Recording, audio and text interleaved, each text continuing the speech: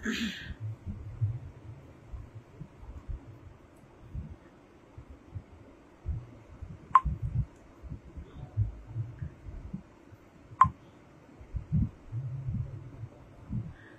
Evening সবাইকে। আজকে অনেক দিন পর লাইভে এলাম কিছু বিশেষ কিছু কথা বলার জন্য। তো সবাই ঝটপট একটু লাইভটা জয়েন করে যাও।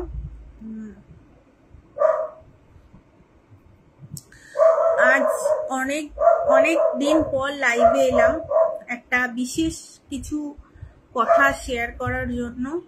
পারলে একটু লাইভটা শেয়ার করে দাও, ভীষণ ইম্পর্টেন্ট কিছু আছে।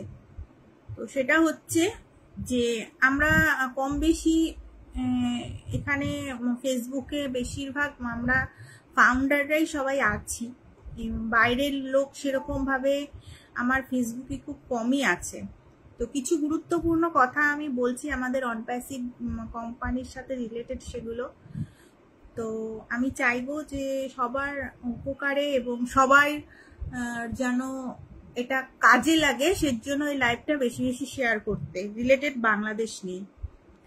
তো একটু কমেন্ট করো যে আমার কথা ঠিকঠাক শোনা যাচ্ছে নাকি আর একটু জোরে আমি কথা বলবো। একটু জাস্ট কমেন্ট করে আমাকে জানাও তো। যারা যারা লাইভটা প্রচুর মানুষ জয়েন করেছো, কেমন আছি কি আছি এগুলো আমি কমেন্টস প্রচুর পাচ্ছি, আমি এগুলোর উত্তর আমি পরে দিচ্ছি। প্রথমে আমাকে একটু কমেন্টস করে জানাও যে আমার কথা কি ভালো মতো শোনা যাচ্ছে না আমি আর একটু জোরে কথা বললে সুবিধা হবে। আচ্ছা ঠিক আছে, একজন এখানে লিখেছে যে না কথা শোনা যাচ্ছে ঠিকঠাক মতো, ঠিক আছে। এবার মেন উদ্দেশ্য যেটা লাইভে এসছি, যেটা লাইভে আসার কারণ সেই কথাটা নিয়ে আমি বলছি, যেটা মেন ইম্পর্টেন্ট লাইন। সেটা হচ্ছে সবাই একটু মন দিয়ে শোনো। সবুজ লিখেছে এখন ক্লিয়ার, ওকে থ্যাংক ইউ ভাই। মেন কথাটা হচ্ছে যে বাংলাদেশে মাহফুজকে কম বেশি সবাই চেনে। মাহফুজ আর আমি রামকৃষ্ণ লিখেছে, ঠিক আছে ওকে থ্যাংক ইউ। কথাটা এবার সবাই মন দিয়ে শোনো। বাংলাদেশের মাহফুজকে আমরা মোটামুটি সবাইকে চিনি, কারণ আমরা এই কোম্পানির সাথে বহু বছর ধরে এখানে যুক্ত আছি। মাহফুজ এবং আমরা সবাই এখানে প্রচুর লাইভে আসতাম, আর লাইভে আসার পর এখানে আমরা অনেক রকম ইনফরমেশন দিতাম, অনেক রকম আপডেট দিতাম অনপ্যাসিভ নিয়ে। কখনো হাই ফানা, তো অনেক কথা বলতাম এবং অনেক কিছু এখানে শেয়ার করতাম। তো সেই আজকে যেহেতু রাতে আমাদের একটা ভাইটাল মিটিং আছে অনপ্যাসিভ এর, তো মাহফুজের হোয়াটসঅ্যাপে একটা আমি এখানে শেয়ার করে দেবো ফেসবুকে, তার নাম, তার আইডি এবং সবকিছু। হোয়াটসঅ্যাপে সেখানে মাহফুজকে মেসেজ করে যে আপনাকে একটা মিটিং লিংক দেওয়া হয়েছে। কথাগুলো একটু ভালো করে শুনবে সবাই, যে আপনাকে একটা মিটিং এর লিংক দেওয়া হয়েছে, লিংকটা দেখুন। প্রথমে মেসেজ লিখেছে হোয়াটসঅ্যাপে SMS করার পর যখন ও SMS-টা সিন করেছে, তারপরে ওকে হোয়াটসঅ্যাপ কল করেছে। কল করার পরে ওকে বলছে যে আপনাকে যে আমি এটা লিংকটা পাঠিয়েছি, অনপ্যাসিভ কোম্পানির আজকে মিটিং আছে, সেই মিটিং লিংকটা দেখুন, খুলুন। তখন স্বাভাবিক আমরা কোম্পানির কোনো লিংক এবং দেখলে কিছু পাগল হয়ে যাই, ভাবি যে কি যেন মিটিং লিংক বা কিছু এসছে।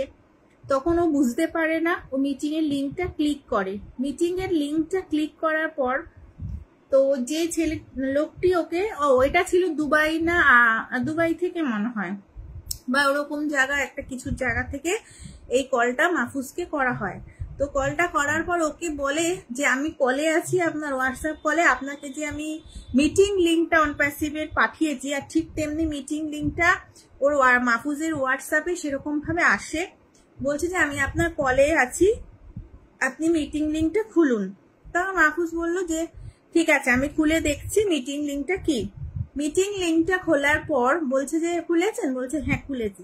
বলছে ওখানে দেখুন একটা ওটিপি যাবে।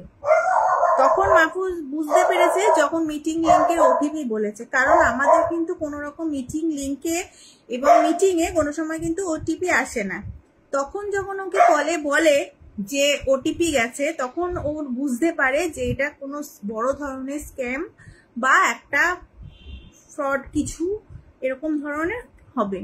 তখন ও কি করে, তখন ও যে নাম্বারটা থেকে কল এসেছিল সেই নাম্বারে লাস্টের যে 4টে নাম্বার আছে, সেই 4টে নাম্বারের ওটিপি মানে বানিয়ে ও বলেছে লোকটাকে যে এই যে হচ্ছে ওটিপি।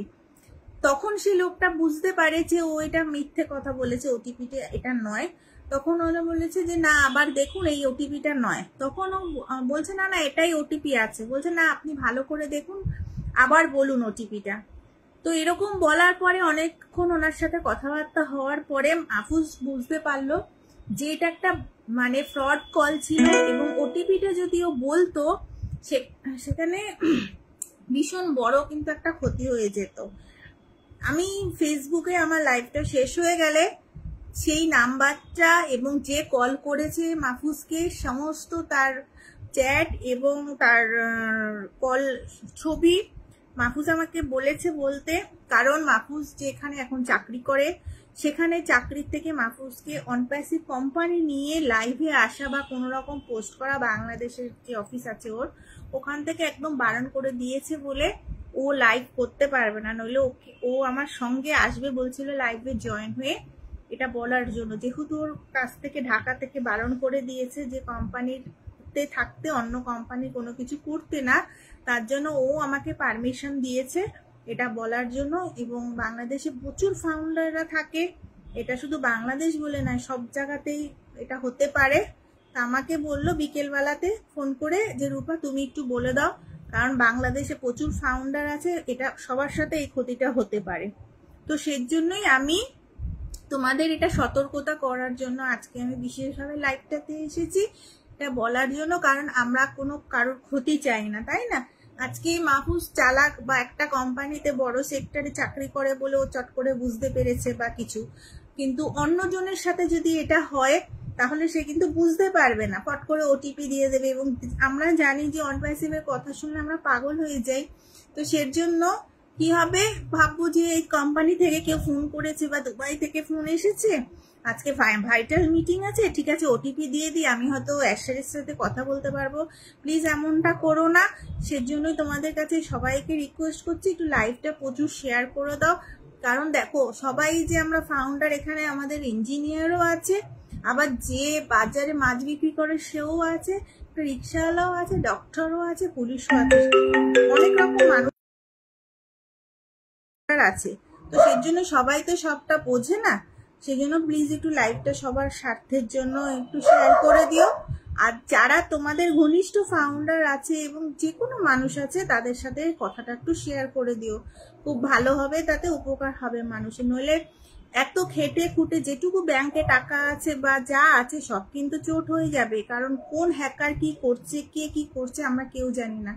সাবধান থাকাটা আমাদের খুব জরুরি দরকার। যেহেতু আমি ইনফরমেশনটা পেয়েছি তাই তোমাদের সাথে শেয়ার করলাম। সবাই খুব ভালো থাকো, সুস্থ থাকো, টাটা।